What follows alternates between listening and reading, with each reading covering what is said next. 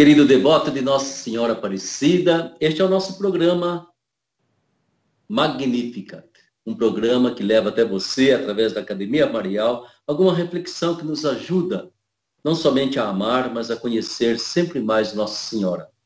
E através de Nossa Senhora conhecer esse grande projeto do reinado de Deus na vida de cada um de nós, na vida da nossa igreja e de toda a humanidade.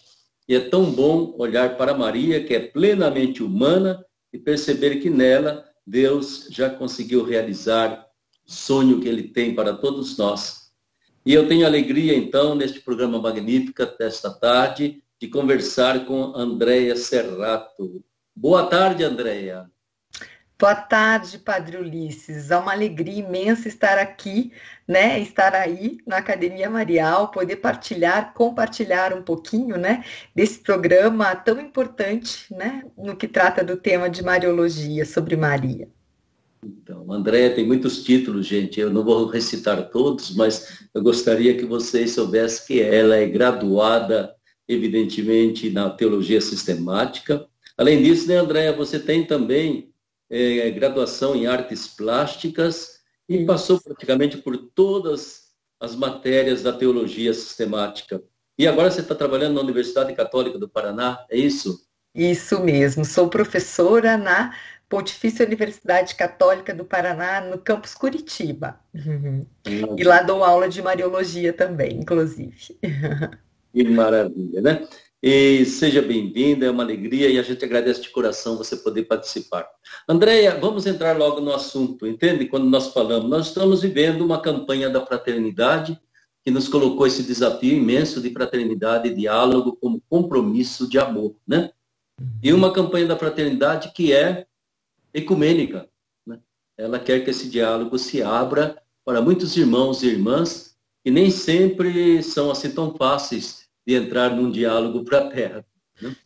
E creio que a gente vive, então, esse tempo de quaresma e a gente queria que você nos ajudasse. Como vamos atravessar esse tempo de quaresma com Maria, com Nossa Senhora, com o coração de Maria? Converse conosco um pouco. Vamos conversar, vamos dialogar, né, Padre Ulisses? Então, a quaresma, né, para nós é um tempo muito privilegiado, eu diria, de interpelação de fé, de impulso de conversão. Então, nesse tempo, nós somos convidadas a caminhar com Jesus pelo deserto, né? Mas um caminho para se chegar à ressurreição. E esses 40 dias é um tempo de intensa reflexão, interiorização, revisão de vida, inclusive nesse tempo, né, de pandemia que nos parece que é uma quaresma estendida, né? Então, quem melhor que... Isso. Então, quem melhor que Maria para fazer essa travessia conosco, né? De nos auxiliar, ela que é nossa companheira de caminhada e que nos confirma, né? Nos confirmou e nos confirma o quanto Deus é fiel às suas promessas, né? Lembro de da primeira situação quando o anjo aparece para ela, né? E ela dá o seu sim, né? Diante daquela confiança realmente que ela tinha, né, no Messias que estava por vir. Então, Maria é essa mulher que nos confirma nessa caminhada, né, de passagem do deserto à ressurreição, né, para realmente encontrar o Cristo. E ela nos acompanha, assim, então, momentos, né, de conversão, de seguimento, de superação, né, dos desafios. Essa Maria que, inclusive, esteve aos pés da cruz de Jesus, sempre com muita, né, confiança e firme, né? E certamente Nossa Senhora teve que dialogar muito com o Pai, né, para poder levar em frente a missão que lhe foi confiada. Teve que dialogar demais com a cultura religiosa do seu tempo, para que pudesse entender a novidade imensa do seu filho, né, e ao mesmo tempo resgatar tudo aquilo que era uma herança cultural religiosa que ela trazia consigo e que nem sempre ia se encaixar com as propostas de Jesus, né? Muitas vezes Jesus teve que dizer, né, o pessoal antigo falava assim, mas eu faço outra proposta para vocês, né? Eu acho que é muito importante olhar Maria como uma mulher cheia de piedade, de religião, de uma tradição religiosa, mas ao mesmo tempo uma mulher aberta àquilo que a gente chama de diálogo, acolher, escutar tudo aquilo que é de novo e não fugir, né? Pelo contrário, participar disso aí.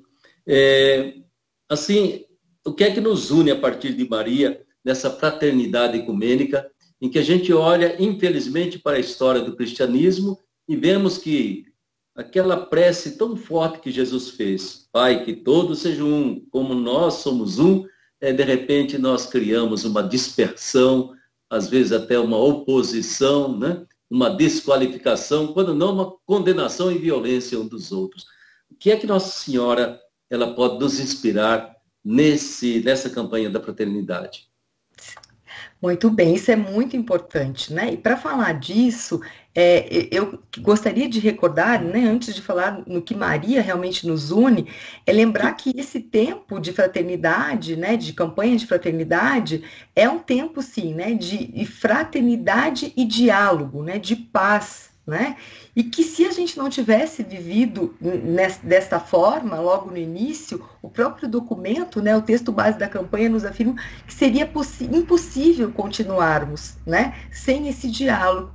Então, como o senhor bem lembrou, né, Maria foi dialogando com o Pai justamente para que ela pudesse, né, ouvir e se confirmar cada vez mais no seguimento ao filho, né? Então, essa fraternidade, né, no sentido daquilo que nos une, não é só uma emoção, um sentimento, uma ideia, mas é aquilo que permite realmente nós sermos, né, iguais, né, diante dessas pessoas, diante do diferente, né? Então, Maria, né, ela nos une, né, a partir disso, lembrando primeiramente as mulheres de maneira geral, eu diria, né? Então, se a gente olhar hoje, né, a violência que cresceu exponencialmente, né, contra as mulheres, a opressão, a marginalização sofrida, claro que não só contra as mulheres, mas também, né, isso simboliza, então, eu diria, o sofrimento e a divisão dos seres humanos, né?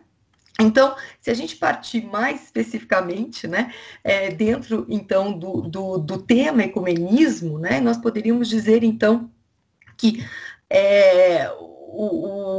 um dos pontos principais eu traria até a partir do texto das bodas de Caná, né? Eu vou fazer aqui um caminho um pouco bíblico, mas vou trazer aqui, né, as bodas de Caná e poderia apresentar também, eu acredito que o Magnífica, né? Eu vou me estender um pouquinho aqui, qualquer coisa o senhor vai me interrompendo, né? Por que eu trago esses dois textos? Então, porque as bodas de Caná, não vou fazer exegese bíblica de maneira alguma, né? Mas a gente diria que é nesse momento, né, que a missão de Jesus é inaugurada, né? Então Maria, ela está presente, né? Ela é mais ativa nesse início da vida de Jesus, né? Então, ela está atenta às necessidades do seu povo, ela não está surda, né? Como o Papa Francisco nos adverte no texto que nos enviou, né? Ela é uma ouvinte atenta e ativa ao diálogo, né? Qual seria o diálogo aqui, né? Então, ouvir aquilo que Jesus, né? O que o povo necessitava, né? Na verdade, ouvir aquilo que o povo necessitava. Então, com isso, ela, né, dá o comando, né, fazei aquilo que ele vos disser, na confiança. Então, esse ponto justamente, né, de confiar em Jesus, né, e contribuir com a sua missão, seria aí um ponto comum, né? E o outro ponto, então eu traria muito brevemente, né, acho que aqui, né, em outros momentos exigiriam aí aprofundamentos, mas o próprio Magnífica, né, então, que é um grande canto, né, colocado na voz, então, né, de uma mulher que também, né, não nos deixa surdos a ouvir esse clamor, né? Então, é o cântico de uma mulher pobre que proclama essa grandeza de Deus, né? Escuta e dialoga com o seu povo, né? Porque nesse diálogo do seu povo, então, ela justamente proclama a grandeza de Deus e coloca, então, aí as necessidades, né, de Deus.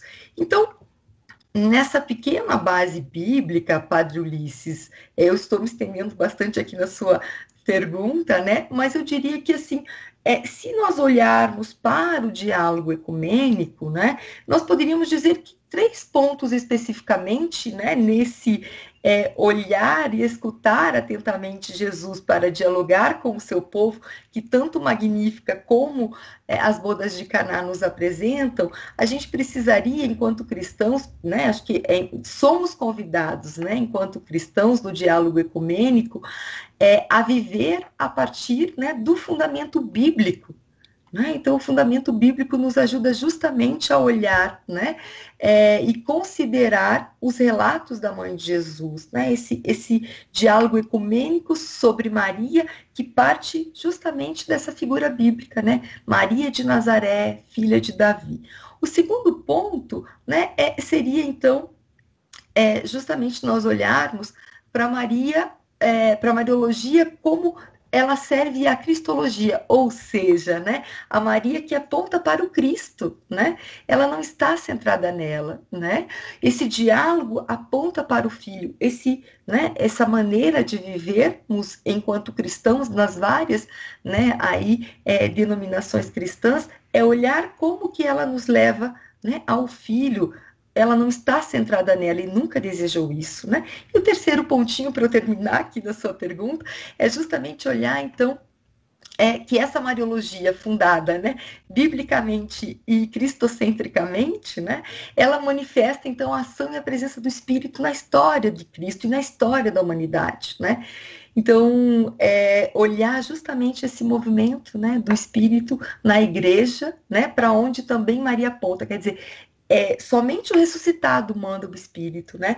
Mas, segundo Lucas, né, Maria vai conceber do Espírito e é repleta por ele, né? Então é a primeira que participa aí da história de Cristo pelo Cristo, né? Da história do Espírito pelo Cristo.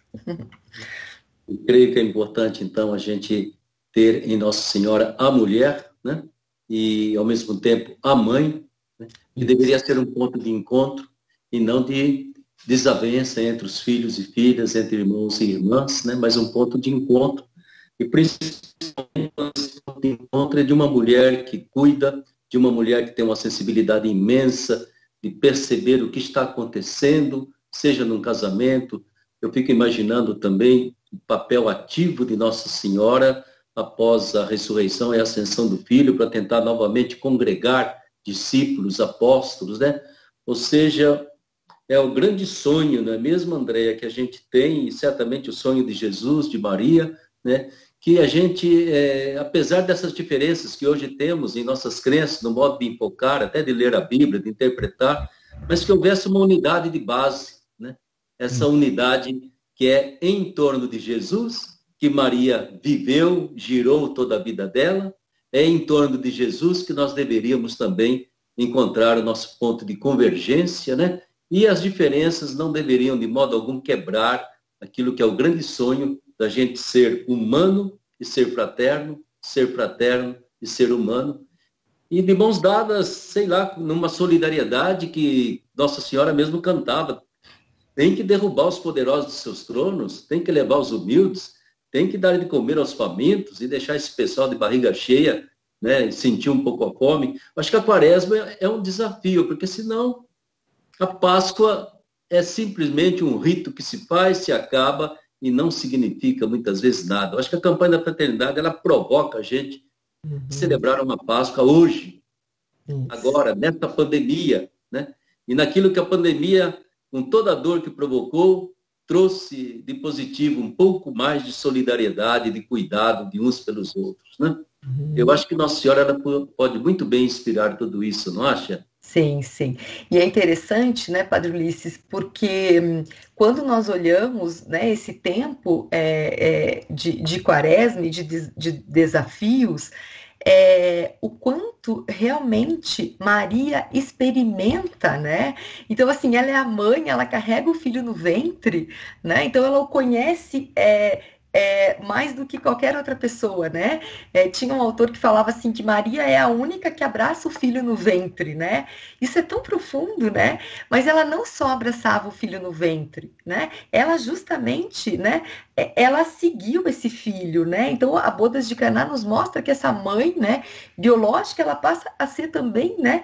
Essa mulher que segue fielmente o filho, né? E, então, Maria tem esse rosto que nos faz conhecer mais intimamente o Filho, que nos faz conhecer mais intimamente Jesus. E com isso, realmente caminhar, né, nessa campanha. Que o grande desafio, né, nesse sentido de destruir os muros, como o próprio documento fala, né, e o próprio Papa, né, e construir pontes do amor, né, esse amor que dialoga e compromete, né, a inspiração aí na carta aos Efésios, né, essa Cristo é a nossa paz, né, do que era dividido fez unidade. Então, se nós olhamos Maria, né, nessa ponte entre o judaísmo, né, e os ensinamentos do próprio Jesus, né, então ela é essa mulher que justamente, né, vai dialogando, né, no sentido de ouvir tudo, né, guardar no seu coração, né, e caminhar, né, e andar, né, e sair, né, e seguir e permanecer firme e fiel diante da cruz, né? Então ela nos auxilia, né, sim, nesse diálogo de amor, né, de amor fraterno. E sempre penso, sabe, Andréia, agora já aquela vivência e convivência de Maria, Jesus e José, não dá para imaginar como deverá ter sido, mas eu acho interessante porque houve um diálogo muito forte ali. De um lado, Maria e José tinham, num certo sentido, o segredo de Jesus, né? O conhecimento daquele segredo, e tentando fazer aquela criança tomar consciência da sua origem, não é mesmo? Da sua missão, de tudo que deveria realizar, que não era simplesmente um judeu a mais e a menos, mas trazia a plenitude de Deus dentro dela. Né? E do outro lado, Maria, certamente, muitas vezes perplexa, aprendendo cada vez mais a novidade de um Deus que não coincidia muito bem com aquele Deus do Antigo Testamento. De repente olhava para aquela criança, para aquele adolescente, para aquele jovem, mas Deus está aqui, não é possível, meu Deus. Não é possível. Ela aprendeu muito, não é mesmo? Aquilo que é o nosso verdadeiro Deus, tão humano e tão divino e tão humano, né? E quanto mais simples na sua humanidade, mais cheio de divindade. E acho que foi assim, um diálogo maravilhoso, não? Sim, sim. Então, Padre Ulisses, eu até me empolgo nessa hora quando o senhor fala, porque eu vejo, né? Eu acho que assim, nós vemos dentro da história do cristianismo, claro, né? Mas justamente esse Deus, né? Que se afeta pela humanidade, né? Que se deixa tocar pela humanidade, né? Que se esvazia de toda a sua condição divina e se encarna na nossa história, né? Encarna na história desse povo humilde, desse povo simples, né? E justamente essa mulher, né? Humilde, simples, né? Do povo ali sofrido, que também está sofrendo a opressão romana naquele momento, né? E nessa família, né, que há esse diálogo de amor fraterno, eles vão descobrindo isso também, né? Então, assim, na fragilidade, nas incertezas, nas inseguranças, né? Então, por quais a família de Nazaré passa, né? Mas ela vai, né, continuando esse diálogo de amor, né, fraterno, com a comunidade judaica, com os novos discípulos, e nesse sentido, ela vai construindo justamente, né, em profunda comunhão, né, com o Filho, em profunda comunhão com o Pai, né, justamente, né, eu diria assim, esse entregar-se, essa confiança de que aquilo, né, do que foram as promessas do Pai, essas promessas seriam, né, realizadas, né, mas nesse Deus frágil que se fez forte na cruz, né? Certo, né? E aí, André, entrando aí na nossa campanha da fraternidade, né? Casa da Mãe, casa de encontro de filhos e filhas, né? Será que a gente pode sonhar com isso? Se não, porque algumas denominações cristãs que não estão na comunhão da Igreja Católica, elas são totalmente abertas também à figura de Maria, né? E outras parece que receberam uma vacina de alergia e estão sempre assim, buscando esse diferencial exatamente no jeito de tratar a mãe, né?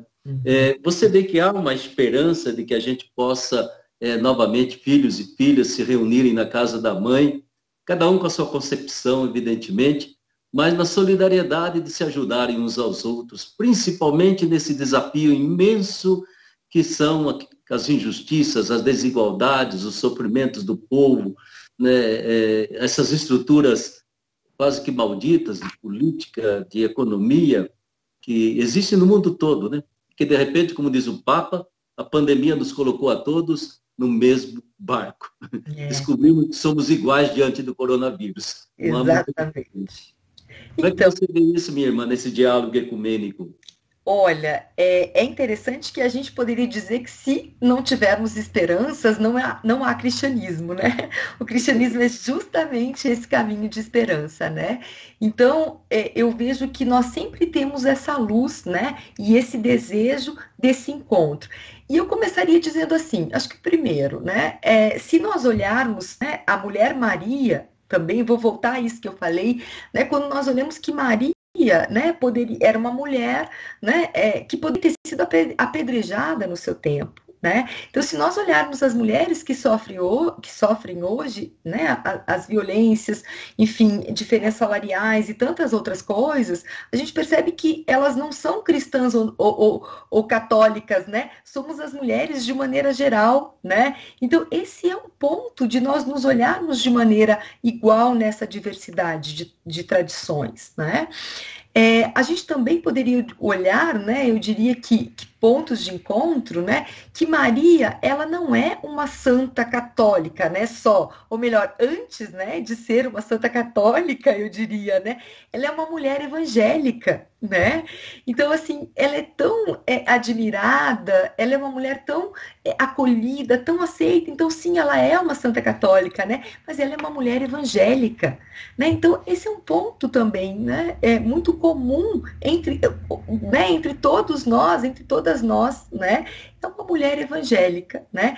E eu diria também, né, que acho que a gente teria, assim, né, bastante coisas, mas, então, Maria, ela se inclui, sim, nesse caminho ecumênico das igrejas, né, convidando-nos a seguir a Jesus mais fielmente, né, como crentes, né, como discípulas, como peregrinos, né, então, Maria nos leva, né, Maria nos faz justamente seguir o Cristo, né, então, são, assim, talvez pequenos vestígios aqui, né, que nos ajudam a perceber que Jesus é o centro, né? Maria nos mostra que o Filho é o centro, né? Isso é comum para todos nós, né? Para todas nós, né? Certo? Ele, né? Sim, é o mediador único entre Deus e a humanidade, né? Então, ela aponta para isso, né? Então, acho que, assim, alguns pontos de sinais de esperança que a gente já tem, né, Padre Ulisses? Acho que já temos alguns, né, caminhos, alguns pontos que momentos que já aconteceram. O próprio documento nos mostra, né, vários eventos, várias situações que aconteceram no diálogo ecumênico. Então, eu acredito que vamos caminhando cada vez mais, né, para realmente, né, nos sentirmos como o Papa emérito, né, Bento XVI falou num encontro ecumênico, nos sentimos verdadeiramente irmãos, né? Verdadeiramente irmãs, né? Então, acho que é isso. E o Papa Francisco também nos disse esse ano, em janeiro deste ano, que o conflito é menor que o diálogo, né? O diálogo é muito maior que o conflito. E se nós olharmos, então, justamente para o cristianismo de maneira geral, né? Maria, né? Nesse diálogo com o Pai, nesse diálogo com o Filho, e eu digo, nesse diálogo com José, né? Nesse diálogo de amor, nessa comunidade de amor, ela nos mostra, né, o tempo todo o quanto é possível, né, permanecermos nesse amor fraterno, né? A Senhora, ela traz isso para nós, né? E, afinal, não é mesmo, André? Ela vivenciou também um casamento, uma vida matrimonial, né? Como a maioria das mulheres vivenciam. Ela teve que vivenciar, não, acho que ela vivenciou com muito amor, com muito afeto, com muita ternura, essa experiência de convivência, de corresponsabilidade, de parceria com José, neste ano de São José também, tão importante. Eu creio que a beleza da revelação divina de repente, um Deus se faz Deus conosco dentro da rotina, dentro da normalidade da vida de um ser humano, né? E revelar que isso aí pode estar muito cheio de vida, cheio de amor, cheio de humanidade, cheio de fraternidade. É aquilo que Maria traz para nós.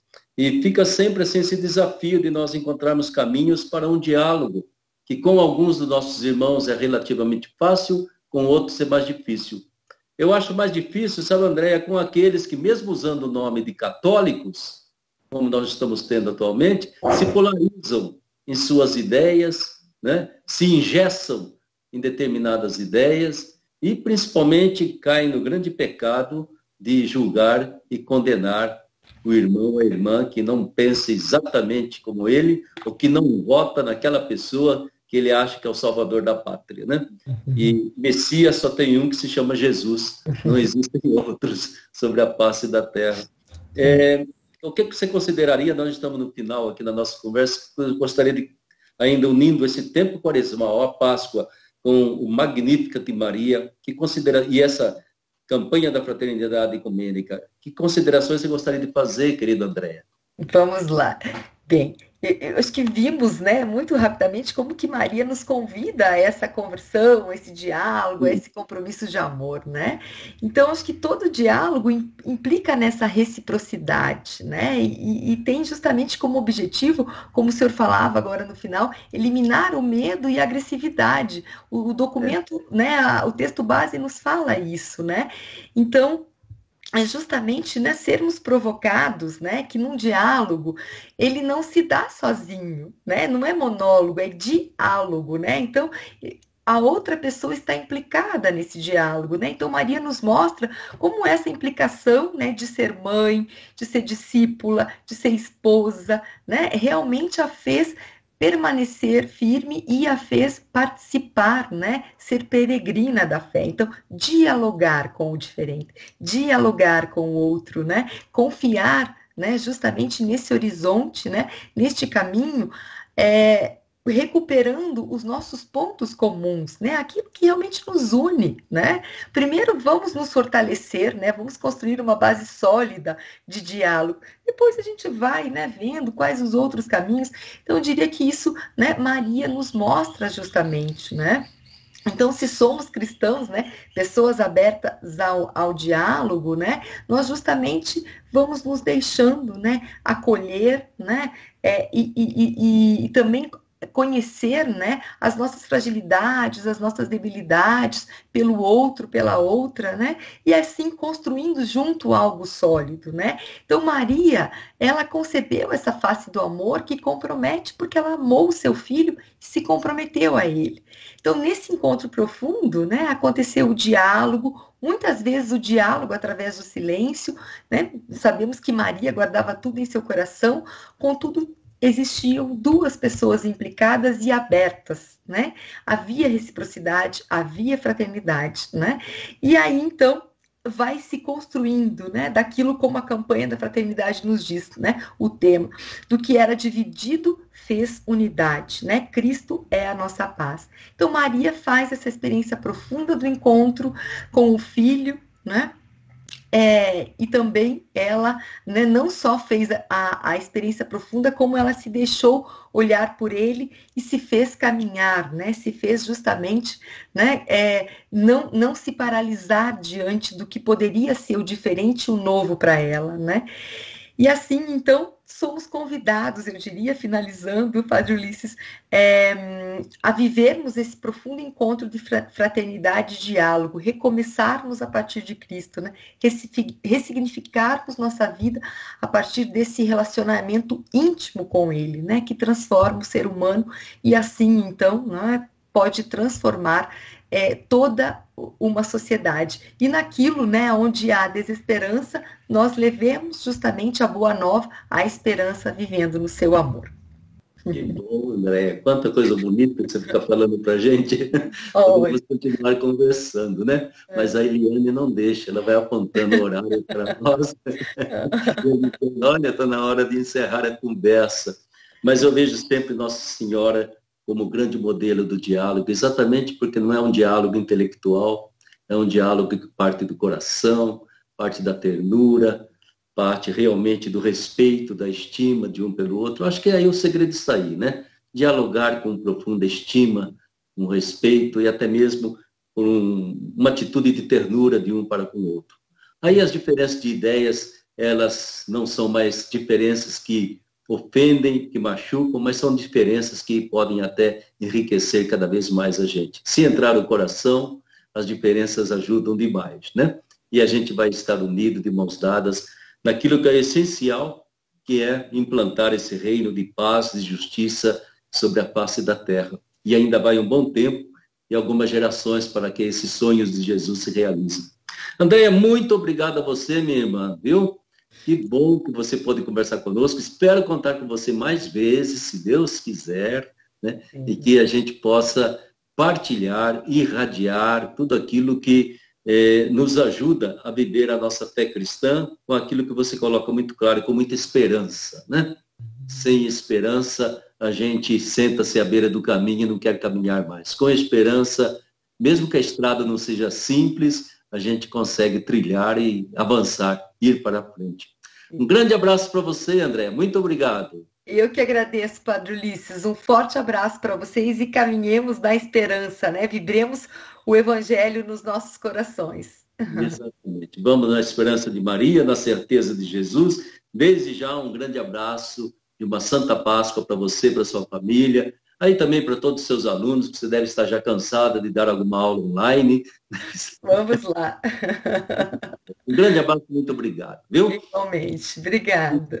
Para você, meu irmão, minha irmã, que se vai acompanhar e certamente vai se enriquecer com tudo isso que nós estamos conversando, que tenha também ajudado você a vivenciar bem esta quaresma e esta campanha da fraternidade. Abrace essa campanha com gosto, busque o diálogo aí dentro da sua casa, com seus colegas de trabalho, onde quer que você esteja. Não se canse de dialogar, mas dialogue não somente com a cabeça, com as palavras, mas também com o seu coração, e que você tenha, então, uma Santa Páscoa, com todas as bênçãos de Deus e principalmente com a vida nova que Jesus trouxe para nós. Muito obrigado por ter participado desse Magnífica e até a próxima vez, se Deus quiser. Fique com Deus, fique com a bênção da Mãe Santíssima e de seu esposo